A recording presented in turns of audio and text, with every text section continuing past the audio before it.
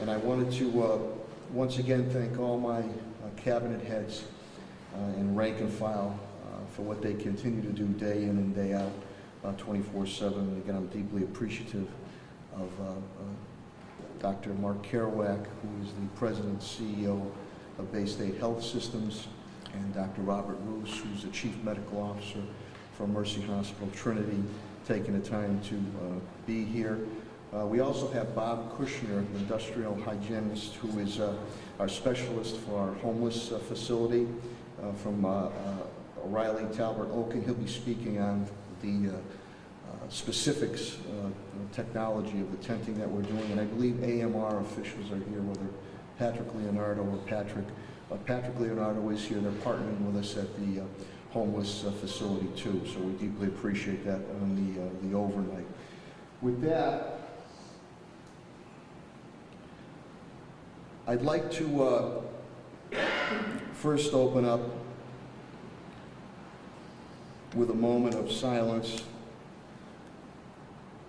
for all the families who have lost loved ones to this hideous COVID-19 coronavirus situation, and especially to my dear friend, that slugging second baseman, Tony King from the Holyoke Soldiers Home at 102.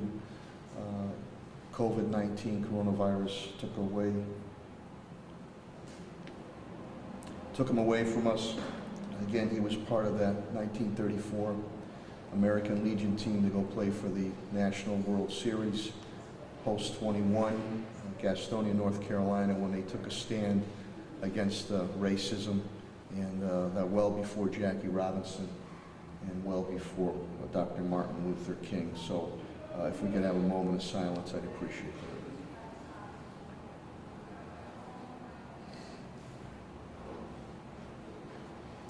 Thank you very much.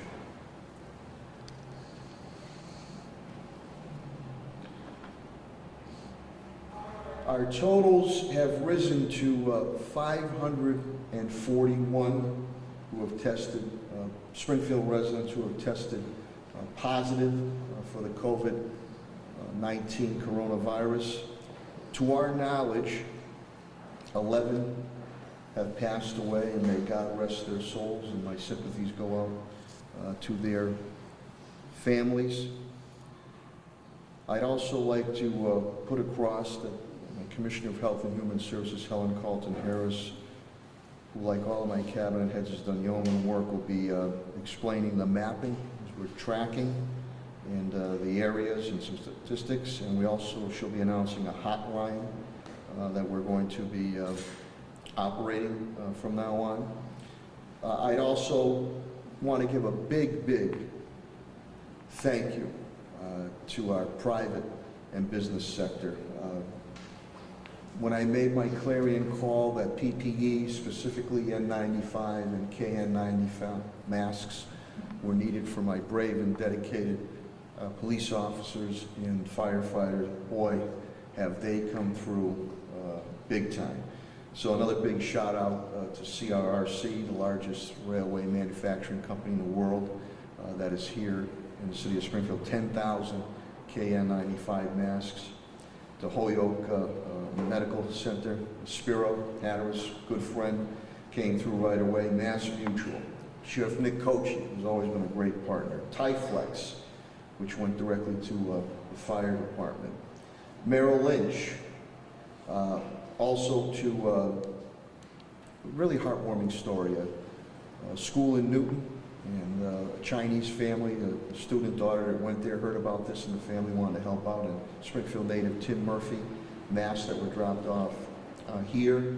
MGM has been a very good corporate citizen, helping us out with our homeless triage facility with heaters and also cots.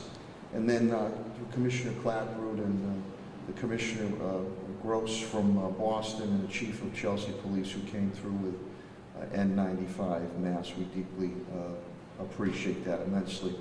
I'm going to make another plea to the public. We're in desperate need for thermo-infrared thermometers.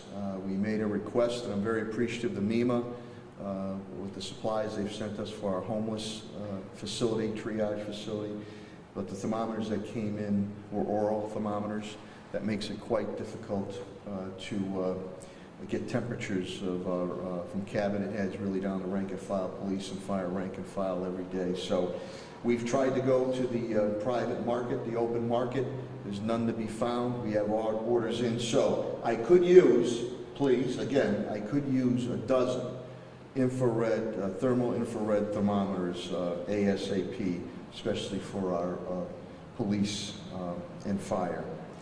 I'd also like to indicate, and Superintendent Warwick and our early morning cabinet head updates will speak more about Governor Baker and Secretary Riley canceling the MCAS this year, and he'll speak more about what might or might not happen with school sessions. We're well over 200,000 meals, breakfast, lunch, dinner, now snacks will start today being served to our students and families, 17 or 18 locations, school locations throughout the city. We already had 7,000 laptops out to our students with our home learning prior to this COVID-19 coronavirus crisis that we're facing now. By this week, we'll have 10,000 more laptops, virtual learning, out to our students and families. So that's 17,000 total. That's quite a testament to Superintendent Warwick and administration and staff. Police, Commissioner Clapper will give you an update. They're down 21 and 1 civilian. The National Guard has been working out fantastic, fantastic. And we deeply appreciate the state allowing me to get National Guard here. General Keefe, thank you so much. They've been just absolutely wonderful. And to Colonel Mason, state police have worked out wonderful too. We have 9 to 12 state police that are working on our shifts too, besides our brave and dedicated men and women in blue. Commissioner Calvi, Fire Commissioner Calvi, BJ will give you an update.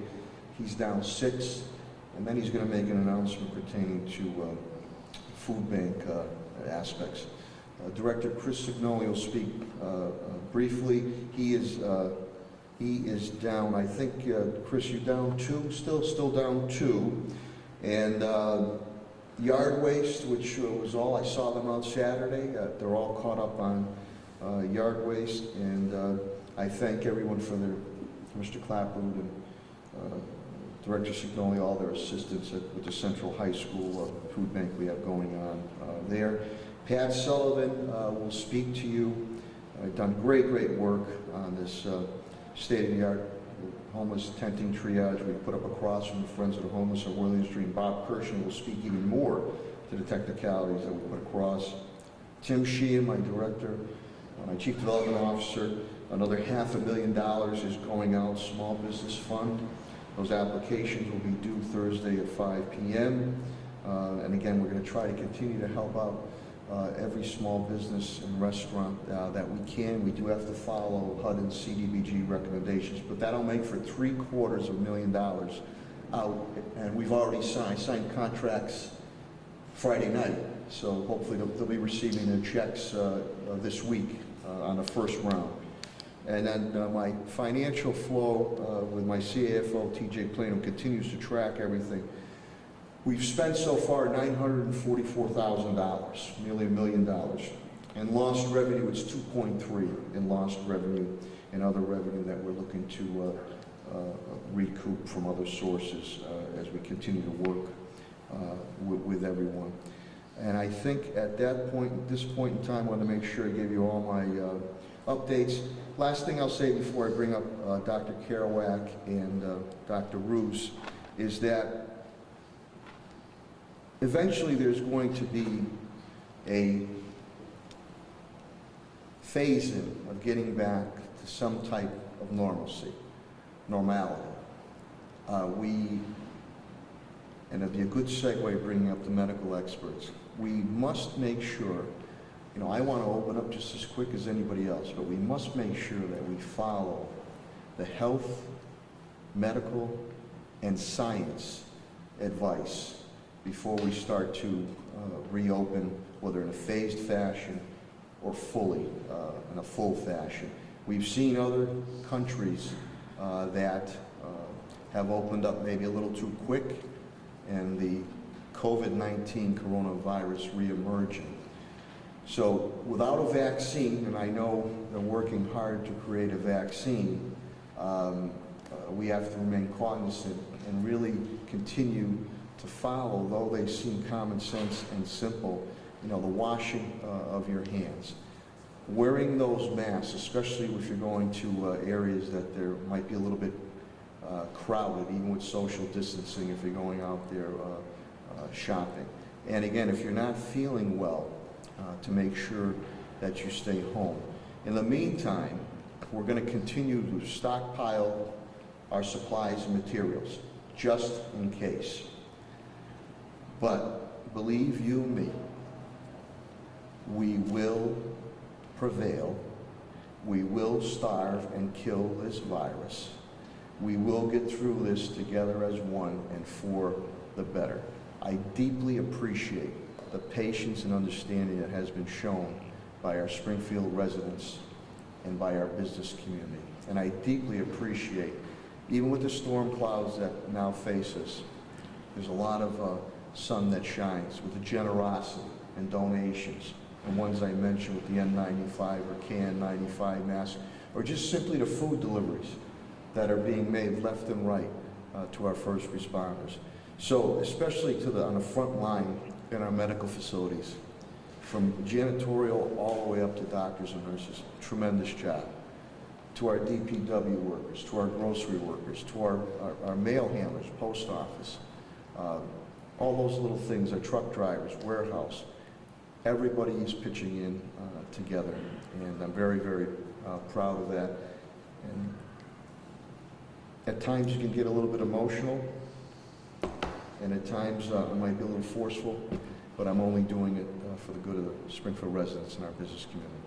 With that, I want to turn it over to the President and CEO of Bay State Health Systems, Dr. Mark Kerouac. Thank you so much.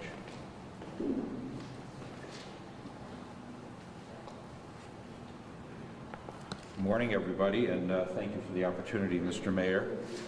While we're still in the throes of this pandemic, the overall feel of the situation is quite different at Bay State today. A little over 2 weeks ago, there were 106 confirmed cases in our Bay State Health hospitals. Today, there are 169. This means that the doubling time for inpatient cases is longer than 2 weeks, perhaps much longer. The flattening of the curve that we've been speaking so much about is happening. Also important to note is that the number of patients on ventilators in the ICU at Bay State Medical Center continues to decline. On a call with the other CEOs of Western Mass hospitals last Friday, they all reported the same thing. So what do these trends mean? It means, for one thing, that all of the hospitals are now getting better at managing these patients. At Bay State Health Hospitals, we now have managed over 400 COVID-19 positive patients, over 400 in our hospitals. Our intensive care specialists have gotten more skilled at keeping patients off of ventilators by using high-flow oxygen and positioning them on their stomachs to ease their breathing. Fewer than half as many of our admitted patients are ending up on ventilators compared with the Boston hospitals, something we're proud of.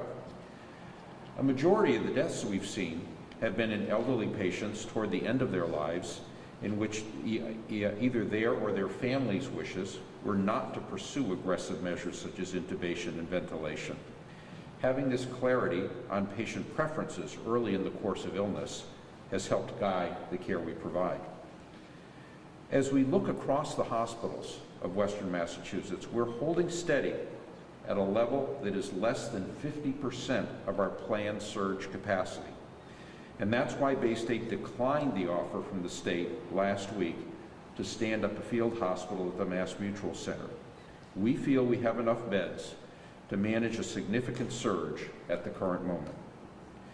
We appreciate the addition of testing for all the first responders at the site of the Big E in West Springfield. We continue to expand our own testing, and we now are offering drive-through testing for Bay State patients in several sites in our service area on an appointment basis based on a referral from your doctor. We'd like to offer drive-through testing for anyone interested, but we still don't have the testing capacity to do this level of expansion. We continue to fight every day to ensure adequate supplies of personal protective equipment, as the safety of providing care as the safety of all providing care for our patients is our top priority. We're pleased that our efforts to purchase equipment have yielded good results in the last week, and we're deeply grateful for the donations that we have received from the community. We now need to turn our attention outward, beyond the walls of the hospitals, to the areas where there's a risk that infection will still spread rapidly. These include nursing homes, jails, and shelters. We've provided support to the state at the Holyoke Soldiers Home as they gain control of that tragic situation, and we're reaching out to nursing homes to ensure that appropriate testing and infection control practices are in place. We're also working with local civic leaders throughout the Pioneer Valley to help contain community-based hotspots. We also have been reaching out to the patients from Springfield who get their care at our 4 health centers at Brightwood, Mason Square, High Street, and the Western Women's Clinic. We have the advantage of having started 2 years ago a Medicaid Accountable Care organization in collaboration with Health New England and Caring Health, which is responsible for the health of 38,000 of the most vulnerable citizens of our city. These are predominantly people of color, whom we know have a greater than expected burden of diabetes, high blood pressure, smoking, asthma, and obesity, all factors which contribute to a higher than expected death rate from COVID-19 infection in these groups. We're not yet seeing these trends in our areas, but we will continue to monitor the data closely. There's still time to blunt the effects of the epidemic in those at greatest risk for serious disease. Our teams will be working with Commissioner Colton Harris and the many social service agencies we collaborate with in the Medicaid ACO. In addition, our faculty physicians at UMass Medical School at Bay State are implementing or exploring 9 different trials of investigational treatments, and we hope to add to the national knowledge base of what works to accelerate improvement. We hope that our message of social distancing will go out to all those who can help us make this happen across the city. It's important to recognize that the trends tell us that social distancing is working. The advice that we have been consistently given to stay at home as much as possible, to stay 6 feet away from other people as much as possible, to cover your nose and mouth with a tissue or sleeve when you cough or sneeze, and wear a face covering when out in public is working. Following these practices provides our best chance to prevent needless deaths and suffering. To quote Winston Churchill, this is not the beginning of the end, but it is the end of the beginning. Our care providers now have greater confidence that they can handle COVID-19 cases, and the patient successes far outnumber the failures. The great majority of patients admitted to Bay State Health Hospital since the beginning of the epidemic have been successfully discharged. And in the last few days, those who are discharged are accompanied by a practice that's gone viral across America called Code Rocky. Whenever a COVID-19 patient is discharged, the music from the movie Rocky is played briefly overhead. A broadcast page goes out, and all who can spare a moment come down to the lobby to give the patient a huge ovation as they leave the hospital. You can check out Code Rocky Bay State on Facebook if you want to see the video. This has been a great lift for our patients and staff alike, and it serves as a reminder of our success in this fight and brings hope to our efforts to gain control of this formidable foe. I continue to be in awe of the amazing team we have at Bay State.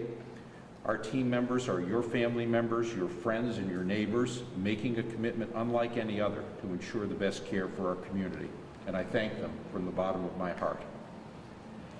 I appreciate the leadership that you've shown, Mr. Mayor, as well as your commissioners and the whole leadership team here at City Hall in being strong and steadfast in your messaging. Let's keep following that advice on how to stay well as difficult as it is, so that we can see the current flattening turn into a downslope and manage our way to a new world after this pandemic subsides. Thank you.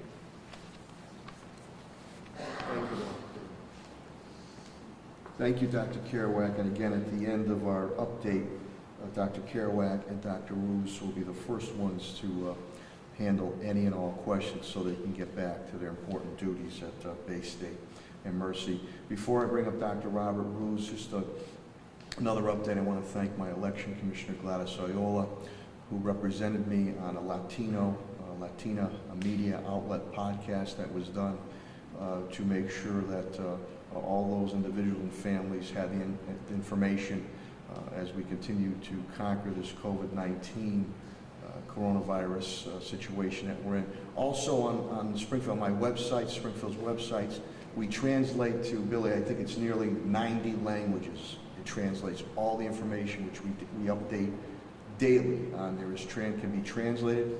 It is right on top of the screen there. You can translate to nearly 90 languages. So we want to make sure that each and every one of our families, individual groups, the groups we have here are getting that information and assistance loud and clear. Without further ado, I'm very, very appreciative that Dr. Robert Roos, who is the Chief Medical Officer for Mercy Hospital Trinity, is here once again, and he will give their update. Dr. Robert Roos.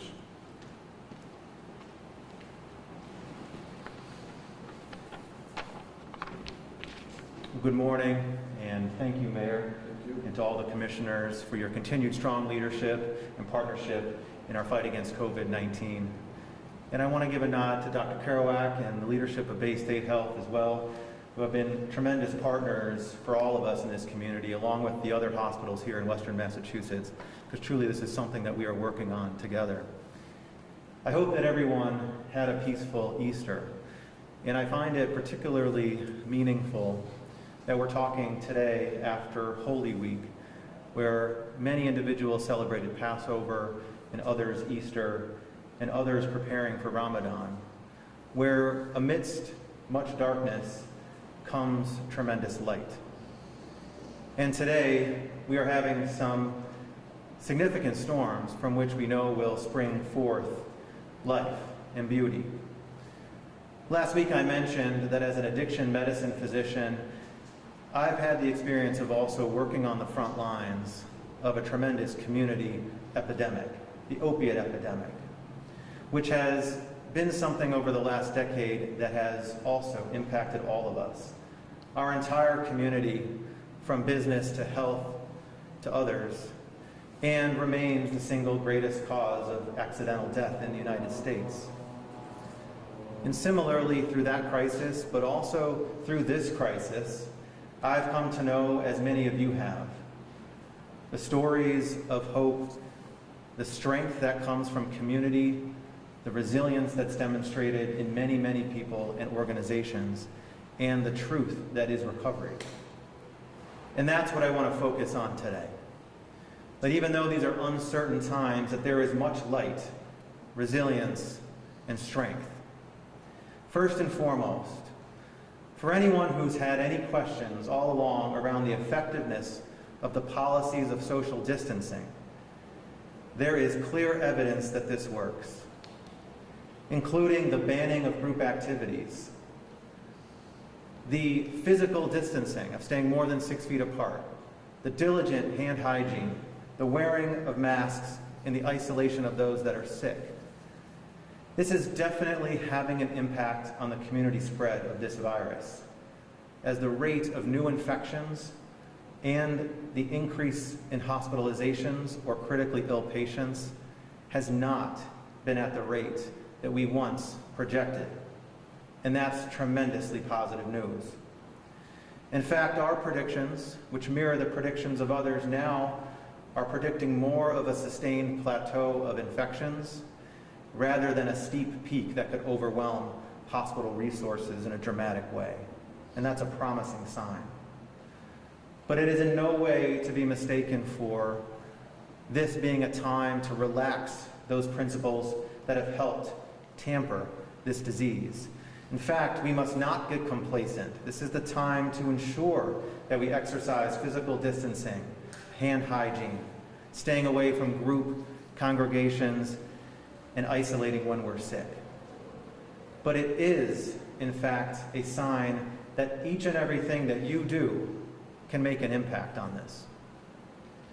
Secondly, it's important to recognize that the vast majority of individuals infected with the novel coronavirus do, in fact, have a milder disease and can recover.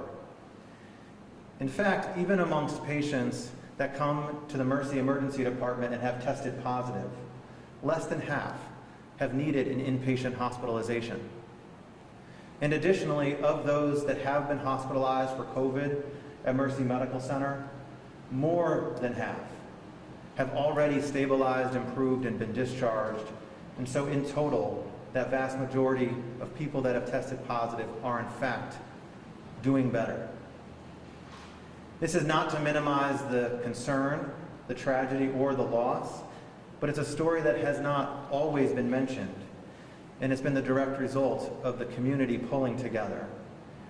The evidence-based strategies that are in action, including those that we're working on now, and the excellent care that all the healthcare providers in this region are providing to our community. So it's been said, and it remains, that we will continue to work hard for you, but please stay home for us. In terms of our daily status update, at Mercy Medical Center and affiliates, we've tested 2,239 patients with 674 positive, 1,492 negative, and only have 71 tests still pending. You'll notice that those numbers of positive tests continue to increase as we receive test samples from various facilities all throughout the Pioneer Valley, including some skilled nursing facilities, as well as through the Mercy Emergency Department and Hospital. But you'll notice that the number of pending tests has dramatically decreased as we've been able to improve our test turnaround time. Within our facility at Mercy, we also continue to see relatively level rates and numbers of those hospitalized, such that it has been basically flat over the last 7 to 10 days. And that now patients under investigation or with COVID represent a little bit less than half of our capacity in the hospital, of our patients in the hospital, and well under 50% of our total maximum capacity. So we absolutely still remain open and able to treat people coming to the hospital for any and all conditions. Some additional examples of some progress made in the last week are last Tuesday, Mercy went live with in-house testing with our laboratory on an Abbott platform that has dramatically reduced our turnaround time, allowing us to more effectively make decisions regarding the treatment of patients and also conserve PPE. We continue to focus on the supply and the ongoing training regarding the use of PPE and also on what might have been a potential shortage of equipment like ventilators, and are grateful for the many donations, including some received now from the state through the federal distribution, as well as from Springfield Technical Community College.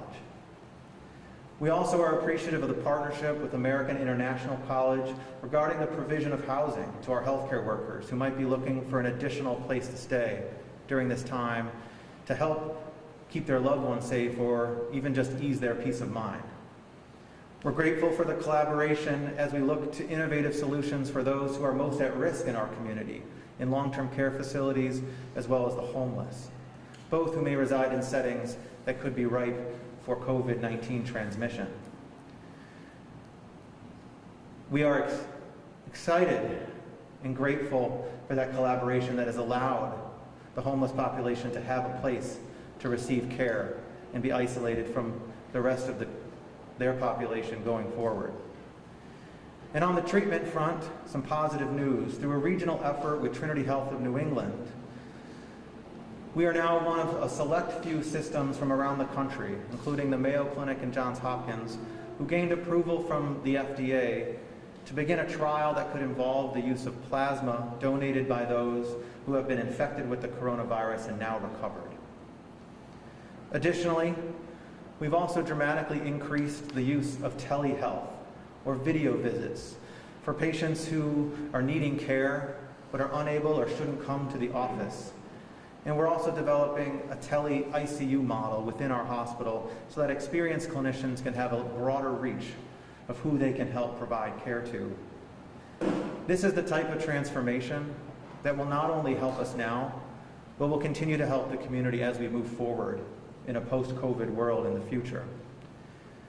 So while at this point we still don't yet know the length or the severity of this pandemic, and there's a likelihood that this could persist for some time or perhaps even reemerge at a future date, there are indeed many signs of hope, resilience, and recovery amidst us. It is not time to relent on those efforts now.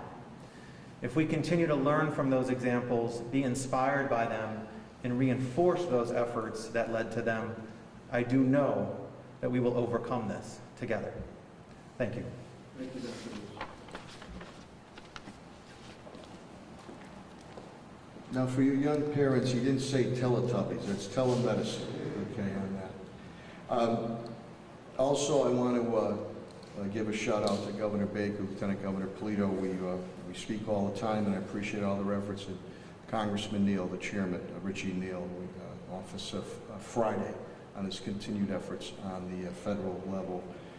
Helen Carlton Harris, my elegant and eloquent Commissioner of Health and Human Services, has done yeoman work, my overall point person on this COVID-19 coronavirus, and she's going to speak on some specifics of the mapping and tracking that we're doing, statistics, and also on the hotline that we're going to have, and also on the homeless triage facility that we have built state-of-the-art, which I believe we're up to 6 individuals needing of service. And then again, Pat Sullivan will speak of that too, and Bob Kirshner, who is the industrial hygienist specialist on what we've been able to put together there. So without further ado, the Commissioner of Health and Human Services, Helen Carlton Harris.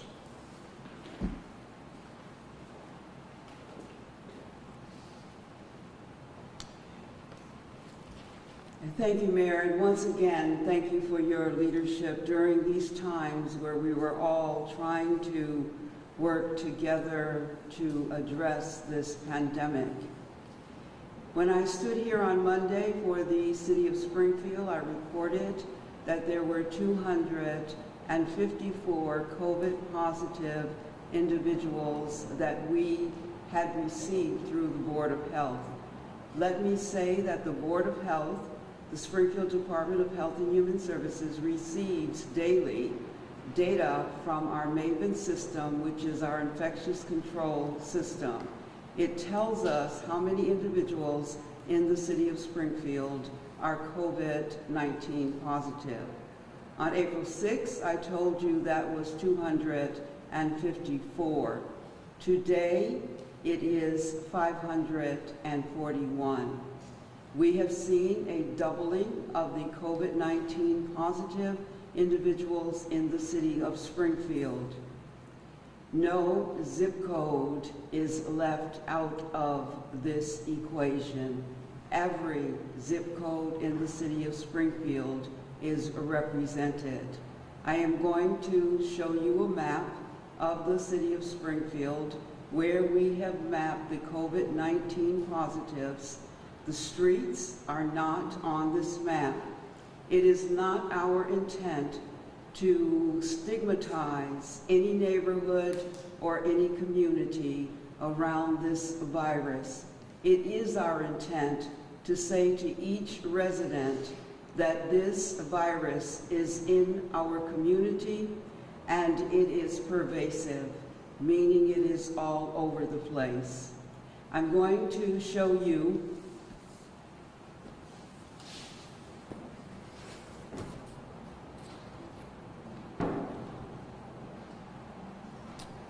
I'm showing you a map of the city. The red dots could represent one or more COVID-19 positive individuals based on household. And let me just speak to the factors that are represented in the map. First of all, density. When individuals live close together, it is more difficult to be able to social distance in their neighborhood. And so what you're seeing in some of the map are some zip codes, 01103, 01105, 01107, 01109, where you're seeing the pervasive dots, many dots, and that represents the fact that people are living closer together. It also represents that in those areas there are a number of individuals who we know over the years have underlying health conditions and may be predisposed to COVID-19. And so it's important to recognize that density is an issue. If I look at Berkshire County as of Sunday had 350 COVID positives. Franklin County had 143. And if you think about those numbers total, it's 493. We are experiencing more COVID positives in Springfield than in both of those counties combined. And so density. When individuals are able to live further apart, when individuals do not have underlying health conditions, then we're seeing differences in the infections. I would also say to you that those dots also represent long-term care facilities, that we know there are clusters of infection. The State Department of Public Health, Department of Epidemiology, as well as the nursing supervisor at the Department of Health and Human Services, have been in touch with those cluster, long-term, and nursing facilities. We are extremely concerned, as Dr. Kerouac indicated, about that population. And so it's important that we do that outreach and try to help with mitigation in those facilities. Health disparities, we know, impact communities of color at a disproportionate rate, and that should be no surprise. Heart disease, cardiovascular disease, diabetes, asthma are some of the chronic diseases we know are disproportionately represented in communities of color. However, I want to make the point that this virus is in every zip code in the city of Springfield. So density is a factor, health disparities is a factor, chronic disease, underlying conditions, and also the workforce. Many essential workers who have to go to work are individuals who don't have a choice. They may work in grocery stores, they may be drivers, they may be deemed essential workers, however, they are taking a risk to go out and do their jobs. And so it is important that essential workers, workforce, individuals who are the persons who clean rooms, who are the workforce, who are making sure that we're all safe in many ways, are represented in our numbers. And so long-term care facilities and nursing homes are something, again, that we are keeping a close watch on those infection rates. You've heard it, I'll say it again, social distancing is very important. Both doctors gave us some amazing news that what they're seeing in their hospitals is good news, as they're experiencing a flattening. What I'm seeing in the city of Springfield is a surge. And a surge means that we are seeing an uptick in those numbers. 60 on Friday, 45 on Saturday, 43 on Sunday. The good news to that is that those numbers are lowering. They're lowering not significantly, but it appears that we're seeing them come down a bit. But it is a surge, a doubling of COVID-19 positive in the city of Springfield in 1 week. I cannot say it enough. You've heard it over and over again, but let's say it one more time. Social distancing, physical separation, important, at least minimally 6 feet. Wash your hands, very important, wash your hands. If you're sick, stay home. Please do not come to work if you're sick. And then wear a face mask in places that you're going to be in public, particularly grocery stores, pharmacies, those places where you go, where there are individuals in the environment. And oftentimes, as hard as we try, in those settings, social distancing is not always possible. I want to end by saying the work I do, which is public health, is a social justice movement rooted in science. The science is what will tell us in terms of how we come out of this pandemic. Pay attention to the science. But social justice tells us that there will be populations disproportionately represented when we come out of this. We'll be able to look back and know, and we're seeing some of that science tell us the populations that are disproportionately represented. And so I want to just end by saying thank you, as always, to Mayor Sarno for his leadership. We could not do it without the support of a leader who believes strongly in the work that we do. Thank you to the staff at the Springfield Department of Health and Human Services, Springfield school nurses. 6 of them are at my office now. This will make the second group of 6 that are at my office doing contact tracing. Bay State Medical Center, I have 2 nurses from Bay State Medical Center who are helping us with contact tracing. Mercy Medical Center, health care for the homeless, health services for the homeless. I can't say enough about the staff of health care for the homeless and health services for the homeless who treat a very difficult population every day, not just during pandemics, but every single day. And it's important that we acknowledge their work. So Mercy Medical Center, health care for the homeless, very important to say thank you. Our 330 Health Center, health services for the homeless, that staff, an amazing job. 75% of the individuals we treat at our health center are homeless. And it's a very vulnerable population, as you know. We are launching a COVID-19 hotline in the city of Springfield. Again, I thank the mayor for his direction and support. The number we will publish, but it is 413-750-3250. That number, again, will be published. There will be someone to answer calls related to COVID-19. If you do not receive an answer, a human voice, please leave a message. We are checking that on an hourly basis, but it is staffed at this point. So in conclusion, stay home, stay safe, and as always, Springfield, stay strong. Thank you.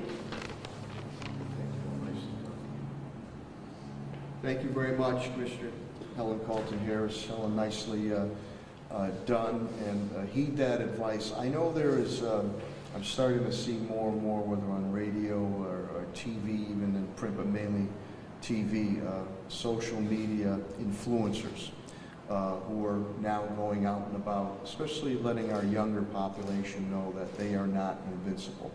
And you really need to heed the advice of social distancing. The weather is starting to warm, and some people think it doesn't or will not affect them. Maybe it won't.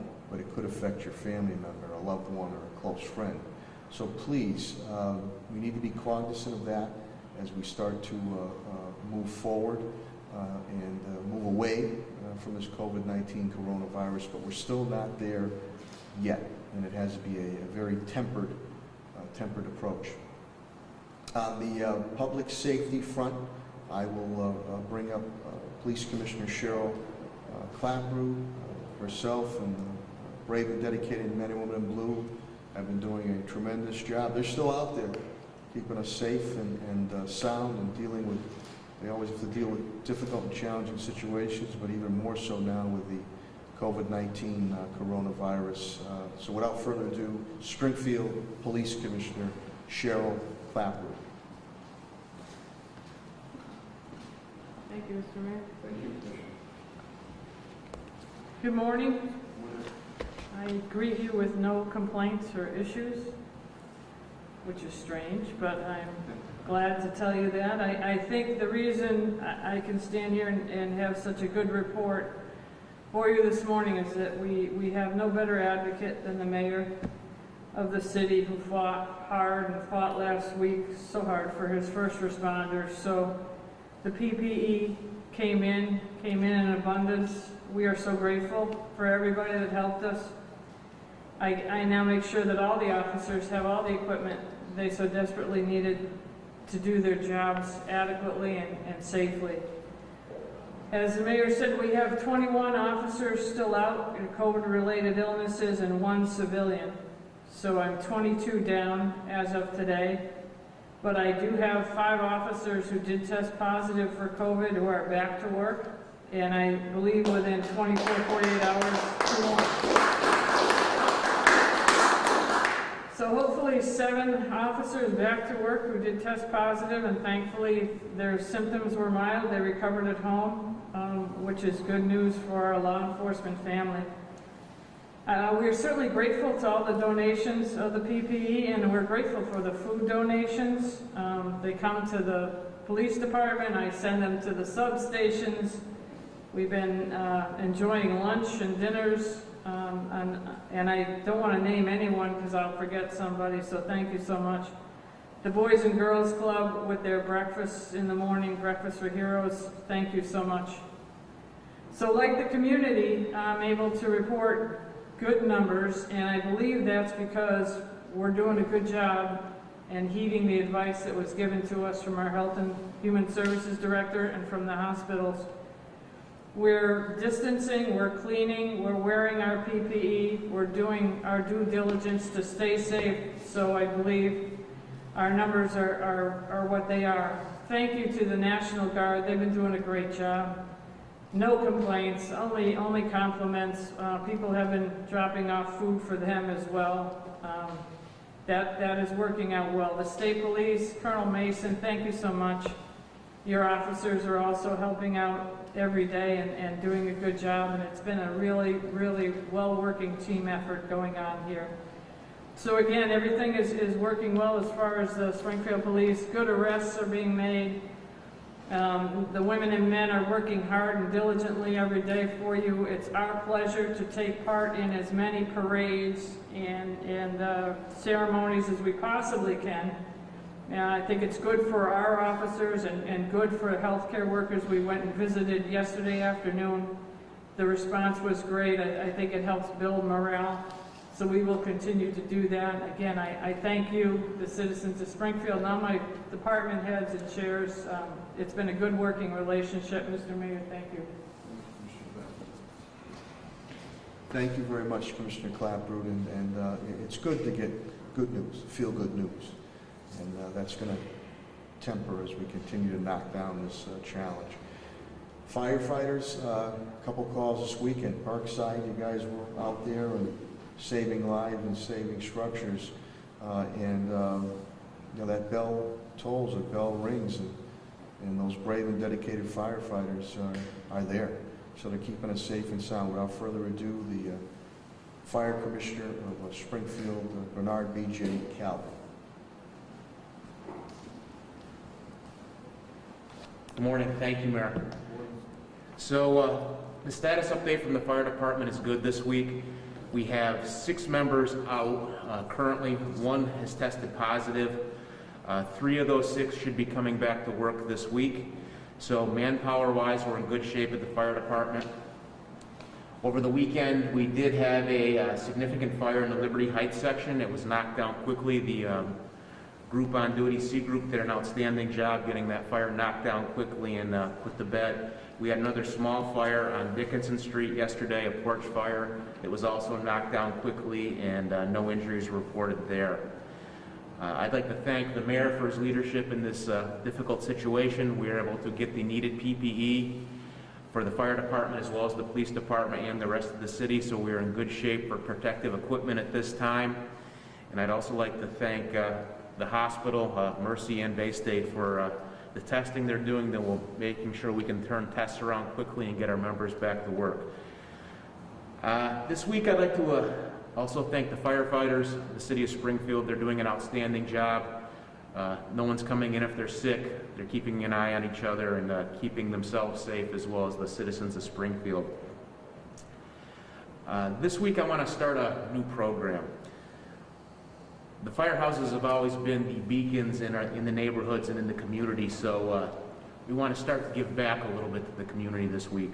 So we're going to start a food drive to help those in need in the different communities in the city who are not as fortunate. So if you would like to donate non-perishable food items, you could bring them to the fire stations. The fire stations are locked.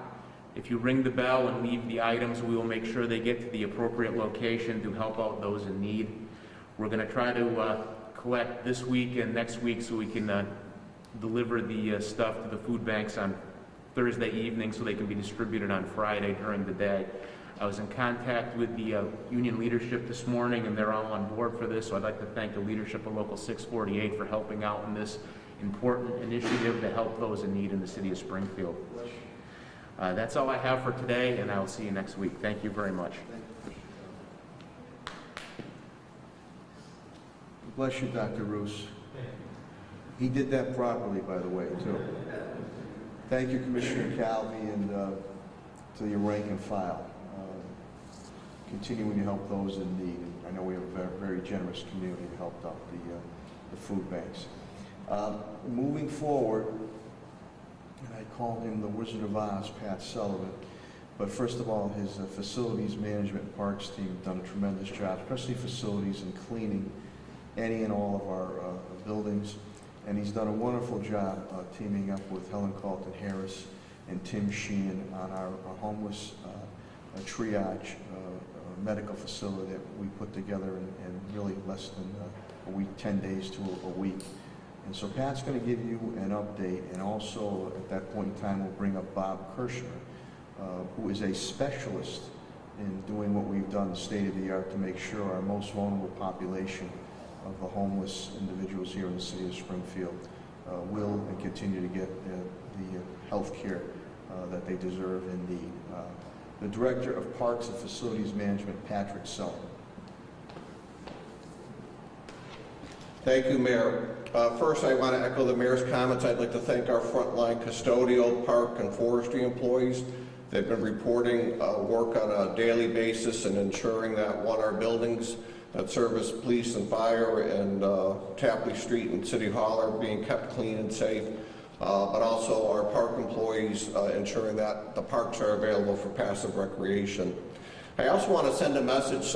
I fielded some emails over the weekend. A couple of groups thought they could start in May. They've heard the news that we're reaching this plateau, but we've heard from both our doctors, our experts in the field, and our Health and Human Service Commissioner, Helen Colton.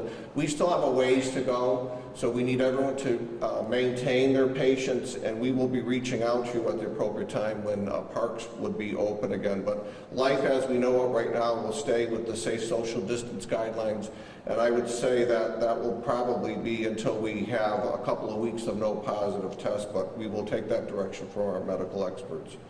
Helen and I were very proud to accept the Mayor's directive to build these triage tents. And I just want to take the time one more week to thank the different companies that assisted us in this large task.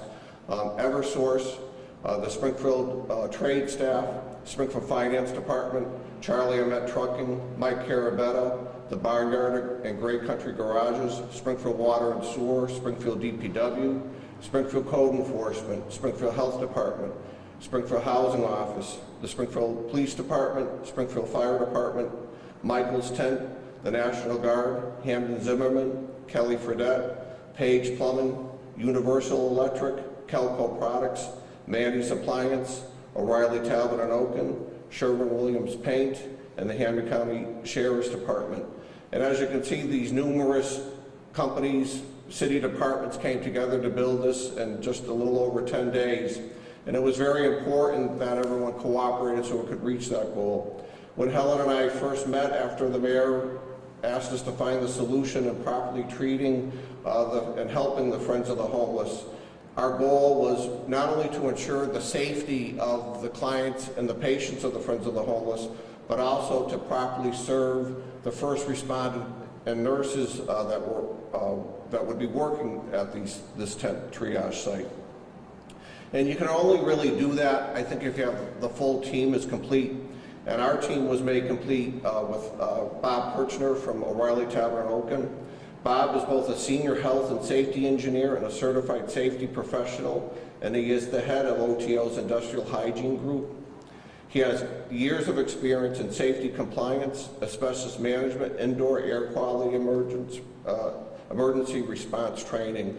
And Bob, we just want to thank you on behalf of the citizens of Springfield and the mayor and Helen and I for working, and you're continuing to work. Bob was down there Saturday with myself as we met with the custodial company to make sure that they were going to be properly cleaning it, and he's going to be meeting with them at a location today at 501 Worthington Street to assist. So Bob, thank you so much for all that you do for our city.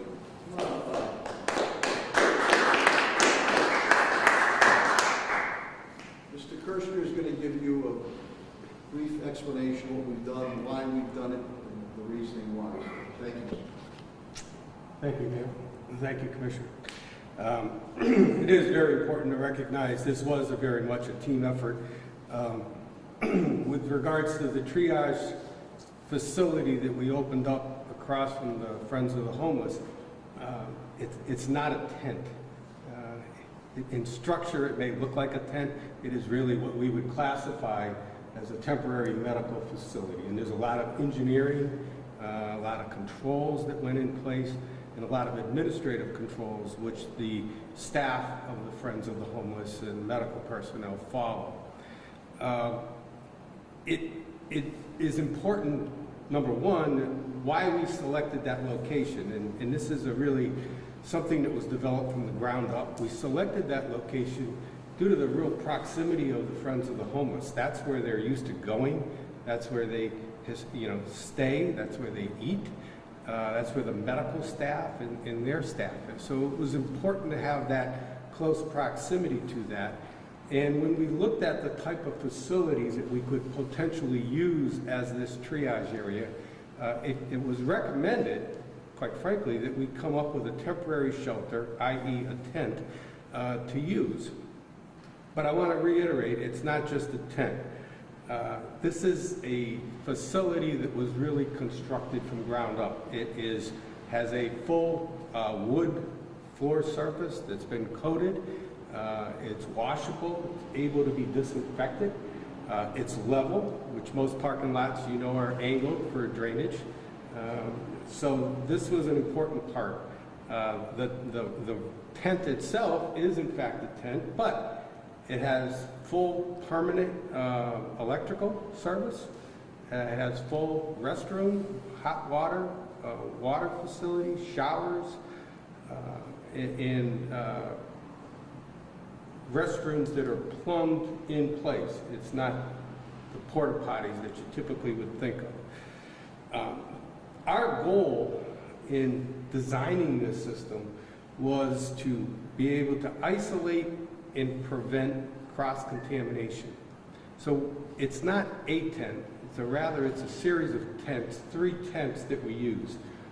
We have a smaller tent, which is basically a processing tent. It's a tent where individuals can come in and be tested. And then once they're tested and we're awaiting results, the individuals will go to one of the larger tents that you see on site.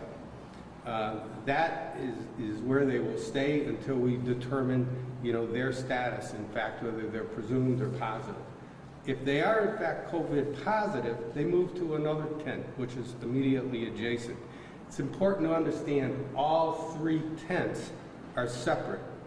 So they all have very specific controls of how you would enter each tent, how you would exit each tent. We've designed very specific entry and exit levels where we don personal protective equipment in a very linear fashion, and also at the same time are able, at the end of the work shift, be able to doff and take off your material in a safe area to prevent cross-contamination. That is vitally important. The building materials and controls that were put in are all able to be washed and disinfected, and we've reviewed this. One of the key things that we get into with the design of these tents is the HVAC system, the heating, ventilation, and air conditioning systems for each of these tents. They are heated by electric. It's a forced air system. They also have air conditioning. Hopefully we won't need this too far into the heat season, but if need be, we can run it with air conditioning through the summer warm months. The key issue with this is also ventilation. We supply fresh air ventilation to all 3 tents. Those HVAC systems are isolated, so they're each separate for each tent.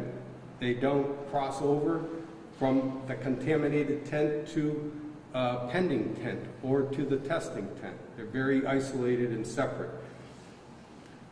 The HVAC units that we've selected for this have a high efficiency filtration, particulate filtration that we use.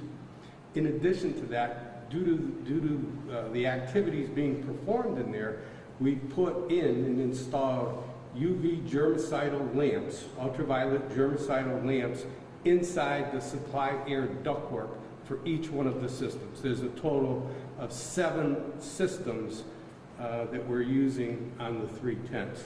And that is vital. That helps us prevent the potential of cross-contamination. It also helps us in the event that materials become airborne, that the UV germicidal lamps will help in neutralizing the virus. I did mention that we worked extensively with the medical staff and medical personnel who will be working in this. The way we've designed it is we've set up a see-through walls for all intents and purposes. They're impervious walls made out of plexiglass for nurses' station or medical stations that when they're standing or sitting in their nurse station doing paperwork or non-patient contact care, they can see 360 the entire tent that they're assigned to, and that's important. They wanted to be able to, in a moment's notice, look from one end of the medical facility to the other and be able to see where patients are or if other staff is in need of assistance. I did mention that there are linear decontamination in entry points. They go through a very stringent process going in and a very stringent process on the way out where things are disposed of and laundry is taken care of. So, in summary, it's not a tent. I call it a temporary medical facility. It's equipped with pretty much anything you can think of for the type of medical activities that are being performed within there, in that space. It's the nursing staff, medical staff that's there. They're well protected, both in terms of personal protective equipment, gowns, and other material that they need going in, as well as going out. One other added benefit that we put, if you can envision, we're on Worthington Street and Taylor Street. Taylor Street is the lower side. We do have trailers there, camper trailers, specifically for medical staff and medical personnel who work on site, so that if they are having a break or if they need lunch or their meals, they can then leave their tent control area, med station, and they can walk to a secure area where they do not require personal protective equipment, can wash, clean, and eat, take a relaxing break in a clean environment. So I want to thank all of the facilities people, Armit Trucking especially. They've really coordinated this with contractors and subcontractors, and especially with all of the facility, Springfield facility personnel. It really was a team effort, and it worked out extremely well. Thank you. Bob, could you just clarify about the standalone facility that we have, and the reason on the air with some facilities, if it's a physical plant facility, why they're having some issues and trouble with the proper area? Right.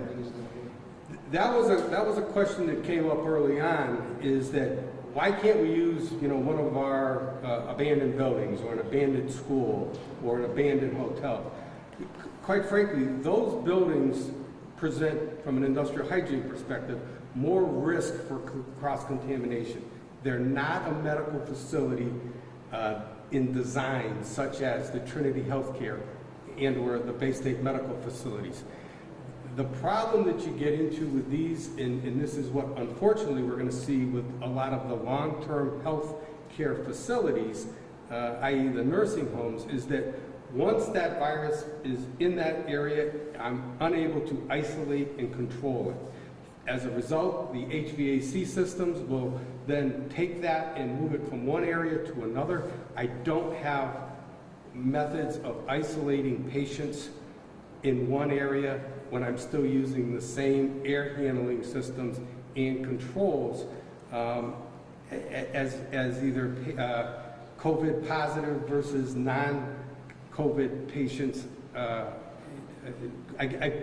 experience high risk of cross-contamination, which is what we're trying to avoid through this temporary location. The other issue is we were able in this particular situation to design what building materials, i.e. floor surfaces, HVACs, electrical, how things are connected, showers, restrooms. We were able to design that from the ground up. If we were to move in, for example, or use an abandoned school or an abandoned building and try to reconvert it, I have to worry about building surfaces. I have to worry about porous surfaces in particular, carpets, things that are difficult, if not impossible, to clean for the level that we need for this particular facility. That's why, in the early portions of this, when we were going through the initial design, we recommended a standalone temporary medical facility using a tent-type structure and then building the rest of the infrastructure around it. It makes the staff much safer, as well as the patients who occupy that facility. Thank you, Bob. Thank you very much. Thank you. Thank you, Mr. Fisher. That should clarify some of the questions that were emanating out in the community. Though we received many, many compliments for how quickly we acted to make sure our vulnerable population of homeless individuals were going to be taken care of and properly. As soon as it was brought to my attention by our hospital facilities, Friends of the Homeless, the city moved very quickly 2 weeks ago to make sure that we're doing above and beyond for our homeless population. I think Mr. Kirshner's clarification can lend information on why certain sites were not picked, why they should not be picked, and also with our schools, we're running 17, 18 sites that are food sites and other areas. So we have a first-class, state-of-the-art medical triage unit at Worthington Street to make sure our vulnerable and homeless population are receiving the help that they need. With that, let me turn it over on our school side.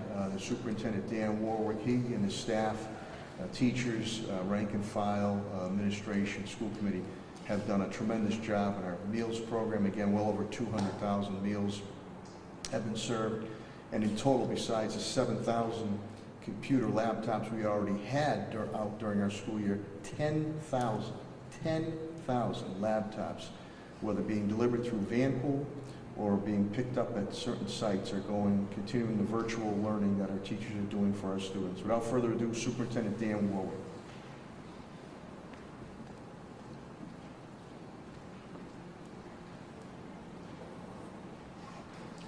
Thank you, Mayor. Morning, everyone. As the Mayor said, we've been working hard on the meal distribution program. On Thursday, because we had the long weekend, we distributed 60,000 meals to families in Springfield. That brings us up to about 200,000 meals. This week, we're doing 3 meals a day plus a snack for everybody. So that distribution is going to keep going. On next Monday, Patriots Day, we're going to be open for the meal distribution because we don't want to try to get so many people together for the long weekend again. So we'll be open again and distributing meals on Patriots Day. I just want to thank the mayor and the school committee. With their support about 5 years ago, we made some real sacrifices in our budget to invest in technology, the infrastructure, and the laptops. Due to that, we've been able to distribute 17,000 laptops to our students to work with at home. And for families who didn't sign up for the first distribution of laptops, please contact your school if you need a laptop, and they'll be available to you again for you to pick up, or we'll deliver with Vanpool again as we did last time. So thank you to Vanpool. Going back to the food distribution, I just want to take the time to recognize our partner, Sodexo. That's been an incredible partner through several issues here in Springfield, but they've really stepped up and their staff has been working hard. Again, we are implementing a remote learning plan due to the investment we made in technology. I'd like to thank my staff and my teachers for working hard to reach out to students and their families and continue learning in the best way possible during this new normal we're now experiencing. On the statewide front, the commissioner recommended to the legislature, and they approved it, and the governor signed it this weekend, that MCAS is being canceled for this year. That was a good decision. We wouldn't have had the instruction necessary to deal with the MCAS. They also are dealing with a competency determination. As you know, to graduate from high school, students need to pass the MCAS, and they have some chances at retakes.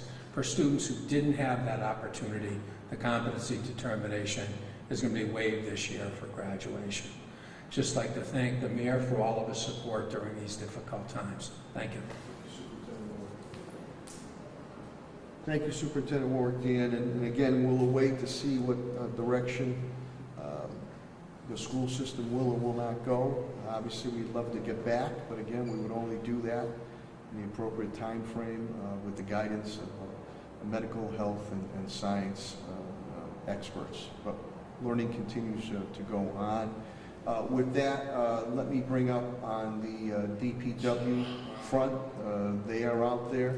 Men and women, they're out there continuing to pick up the trash, yard waste, continuing street services, and for that, sometimes that's forgotten. We deeply appreciate it. So without further ado, under the great leadership, DPW Director Chris Signoli.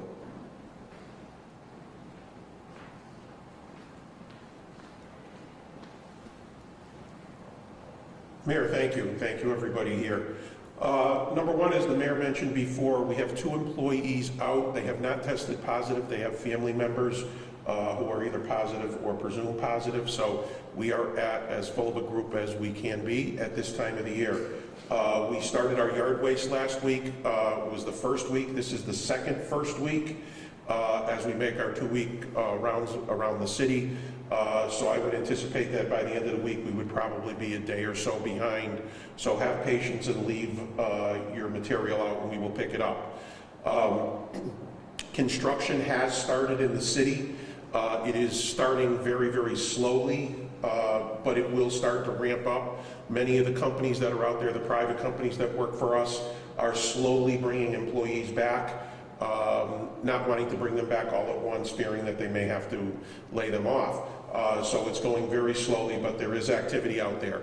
For residents out there, any issues that you see related to DPW or anything else, get in touch with 311, potholes, drainage issues, especially a day like today, road issues, street signs, traffic signals, let us know. We have our employees working. And I really have to thank our employees. They have been working 100% full-time throughout this entire event. I cannot thank them enough for their dedication and doing everything that we need to do. And with that, I wanted to have a shout out to Nathan Bills, who last week provided over 100 lunches to all of my employees as well as everybody else at Tapley Street, including all of the facilities people working at the facility up there. So thank you for taking care of them. On a Friday, Good Friday, it was fish and chips, so everybody behaved. But I really need to thank everybody, and especially my employees, and especially the team here with the mayor. So thank you very much, and if you do see any issues related to DPW or anything else, please get in touch with 311. Thank you. Thank you, Director Signoli, and to your whole team, and I want to give a shout out also to 311 because they're there faithfully every day, and 911 our dispatchers that are there. City business continues to go on, and again, much of our workforce, a lot are working, some are working remotely, others are in areas 1 or 2 enclosed buildings to make sure backup work can be done, and security being there. So now we'll move, again, Springfield's in the business of being in business, and the Chief Development Officer, Tim Sheehan, and the rest of his team, Brian Connors, have done yeoman work to make sure that we're able to put out 3/4 now of $1 million of grants to our restaurants and small businesses. Again, this is unlike the state or federal level where the majority of those, if not all, are low-interest loans that you have to follow certain requirements maybe to get them forgiven. These are grants. And again, we want to be able to try to help out each and every one of you, but we do have to follow HUD and CDBG rules and regulations. Those applications are out there. Tim will expand upon that more when they're due, but that will make $750,000 out there. The earlier 225,000, 222,000. I think checks should go out as early as this week. We're signing contracts Friday night. Without further ado, the Chief Development Officer, Tim Sheehan.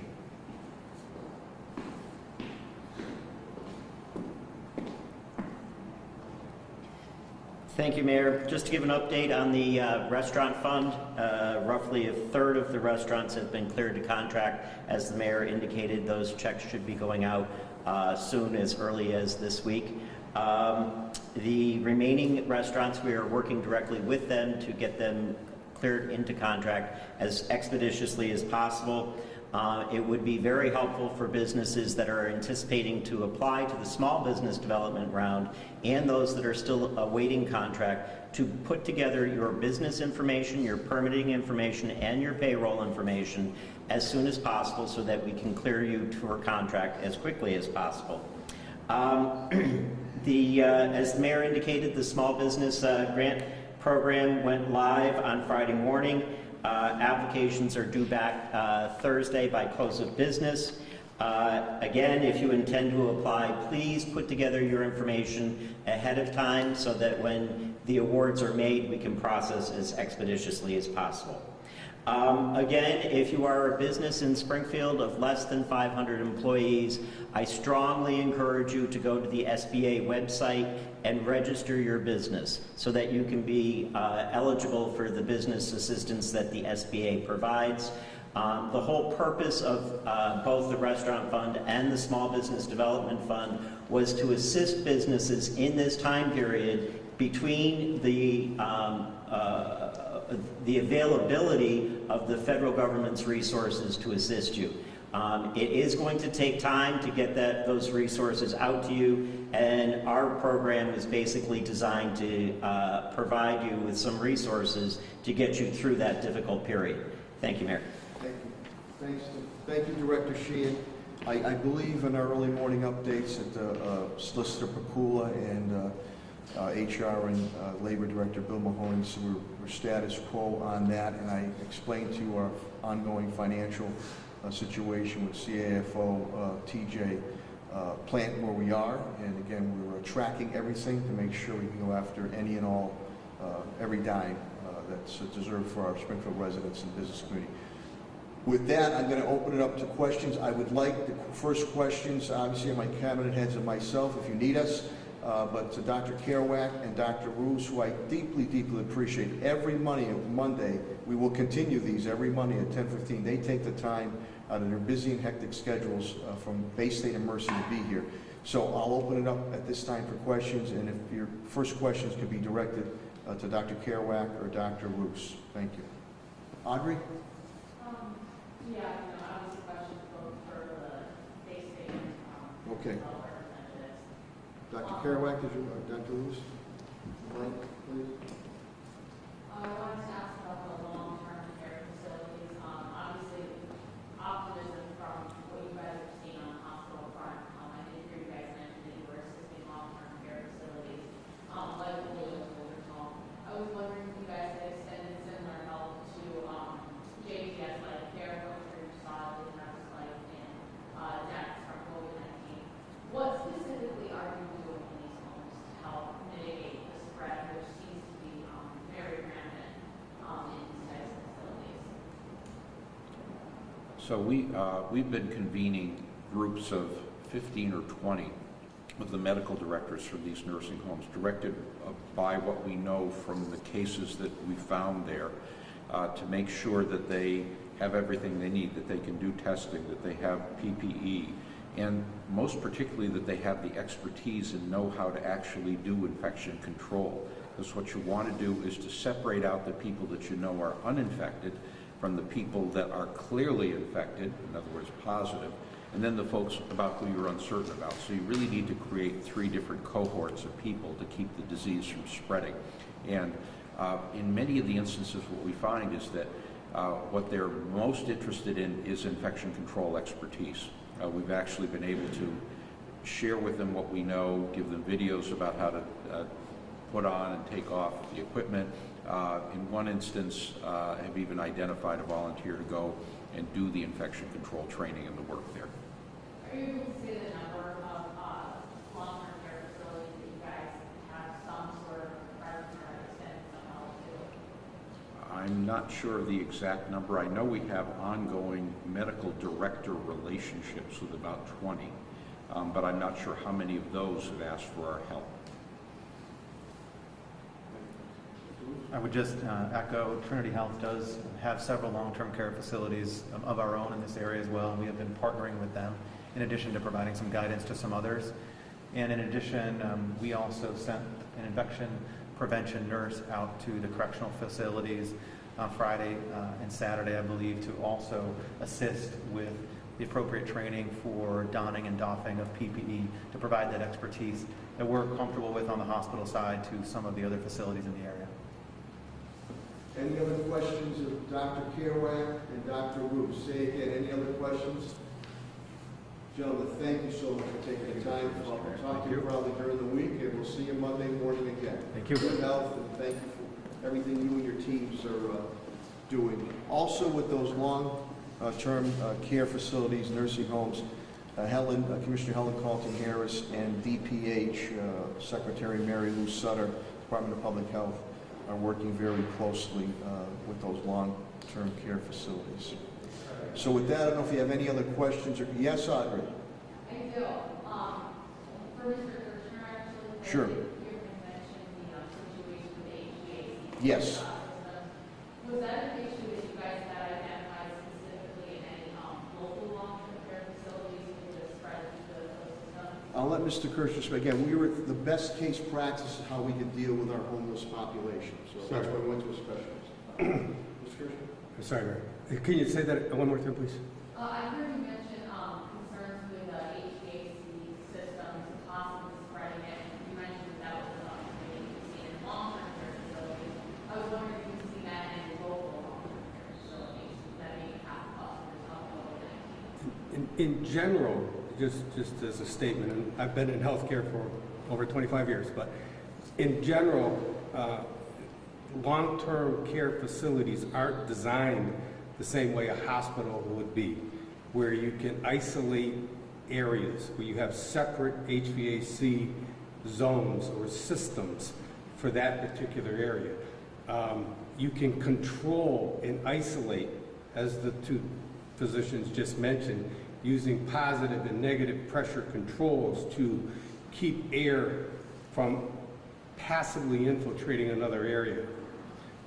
Unfortunately, you know, the long-term healthcare facilities, mentioned Holyoke Soldiers Home and Jewish Nursing Home and others, were never designed for that. They were never designed for in anticipation of a pandemic type situation. So, as I mentioned previously, when we designed the triage center for the homeless, we knew we couldn't do that with a building. And that's why we decided to go with 3 separate isolated tents with their own isolated HVAC systems. Does that make sense? Thank you, Mr. Kirschner. And again, as you can see right now, by doing these prudent measures, 6 homeless individuals that we're dealing with. And unfortunately, that was our concern. We started to put this together 2 weeks ago, that if someone, he or she, was to get back in the facility on the street, it could spread like wildfire. So that's why we put together this state-of-the-art tenting triage medical facility adjacent or across the street from the Friends of the Homeless on it. So I'm so happy that Mr. Kirschner, we asked him to come by to explain the sophistication of what Pat Sullivan, Helen Colton Harris, Tim Sheen have, my administration have put forth in working with all of our partners. Any other questions or comments? Yes, Audrey, the floor is yours. I have one more for Mr. Warwick, if possible. Certainly, Superintendent Warwick.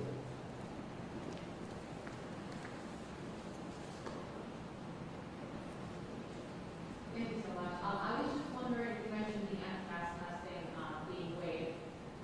For students who receive or sophomore students who are working towards the John and Abigail Adams Scholarship, which I know is used and determined on the basis of the sophomore MCAS testing results.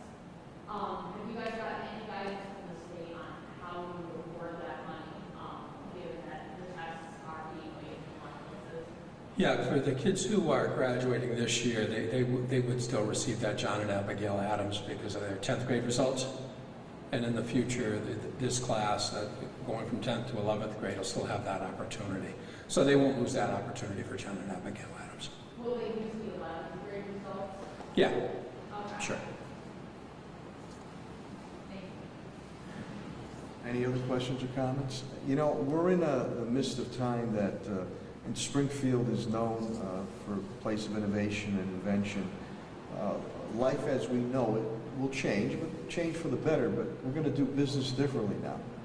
There's going to be a lot of different things, whether done in the health field, medical field, the science field, from dealing with something, street activity, all the way up to being together again at ball games and you know, restaurants. It will occur, but there'll be a evolution that's going to occur as we move forward. The last thing I want to say too is, and again, the public and the private sector, business sector has been so great. Please, if you can, I desperately need, especially for our frontline providers, our brave and dedicated police officers and firefighters, thermal infrared thermometers. ASAP. I could use about a dozen or so because we're going to go into, so we can take temperatures. It would be very important. Again, thermal infrared thermometers, a dozen or so I could use. We've gone to the private market trying to get them. MEMA sent oral thermometers. Again, we need the thermal, and I appreciate what they've sent me, especially for their homeless triage tent. But I'll say it again, thermal infrared thermometers. If you can get me a dozen or so ASAP, my police and fire department and frontline providers will deeply appreciate that. I want to give a big thank you to our sign interpreters that are here. We finally were able to get you. Thank you very much. We're trying every and all angles to get information out, so thank you and good health to each and everyone. To the media, You've been great, great partners. Great, great partners to make sure that we continue to get all this information out. All this information is on our websites. Of course, you can call 311. We also have the new hotline that we have on there. Again, we did, my election commissioner Gladys Oyola represented me very well late last week with a Latina podcast to get that message out on our websites. We're able to translate. You go right there, there's a little gadget you can hit, almost 90 different languages that will translate all that information. But I can't say to you enough what Commissioner Helen Carlton Harris and other medical officials, Dr. Kerouac, Dr. Roos say. Though it seems simple and though it seems common sense, social distancing. And that goes a lot to your young people that are out there. And I hope these social media influencers, or I'm seeing more and more PSAs now, personal service announcements, letting them know, take this serious. You're not invincible because you can spread it to a family member. Wash your hands constantly. Now start to wear, as we're doing here, wear the mask, especially if you have to go out to shop. Larger box store or even smaller stores, wear that. And if you don't feel good, please stay home. Use telemedicine, call your medical provider if you have to. Again, testing is available at the hospitals. But I promise you, especially here in the city of Springfield, where we've been tested and through a number of natural man-made disasters, we will get through this together as one and for the better. We're starting to see a little sunlight now, but we still got to keep those sunglasses on and do all the proper things. There's going to be a phasing in that's going to occur as we move to a new normal. So we have to adhere, as Helen Carlton Harris indicated to you, we've doubled in a week. To 541 right now. And to our knowledge, as of today, 11 individuals have lost their lives. And to the family members, my heart goes out to you. But we've also heard great stories of generosity, great stories of people recovering from Bay State and Mercy Hospital. So we'll be with you next Monday at 10:15. If anything else should occur where it arises to something good or a challenge we have to face, we will call a press conference. In the meantime, everything daily we are updating on our websites. And again, to the media, thank you very, very much for getting this information out. God bless you, God bless your families, and God bless our city of Springfield. Thank you so, so much.